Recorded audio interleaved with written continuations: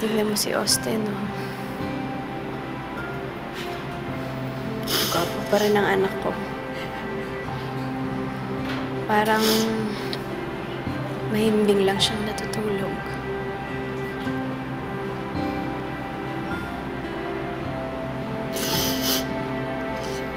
Alam mo, Nay, madami pa kaming balak dapat gagawin. Dapat lilibutin namin yung buong Pilipinas. Sasakay kami ng eroplano. Dapat nagdodrawing lang siya ngayon sa bahay.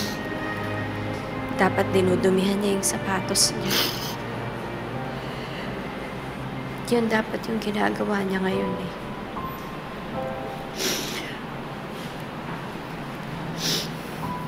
Hindi yung nakahiga dito. Malamig. Kailan? Hindi nagigising pa. Hindi siya dapat nandito, Nay.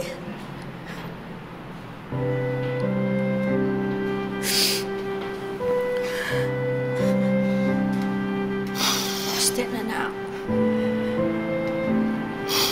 Mahal na mahal ka ni Mami. Ikaw ang unang-una kong iniisip. Unang kong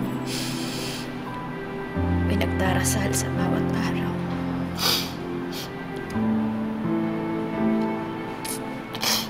Lahat ng ginagawa ko, anak, ikaw lang ang dahilan.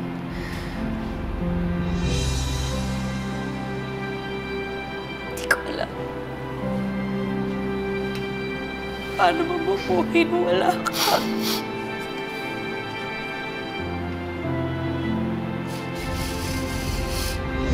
Hindi ko na alam kung anong gagawin ko sa buhay ko.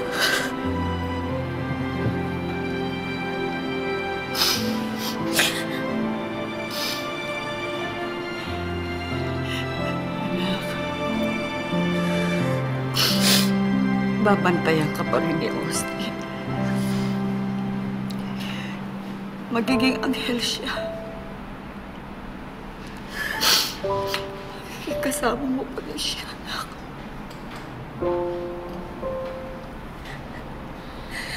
Ayokong bantayan niya ako, Nay. Hindi ko hiniling sa Diyos na gawin siya anghel. Gusto ko, anak ko pa rin siya na pwede kong makasama.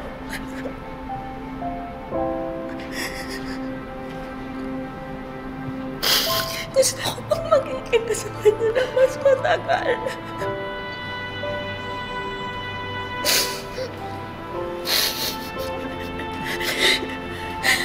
Basta, hindi ko alam kung anong gagawin ko.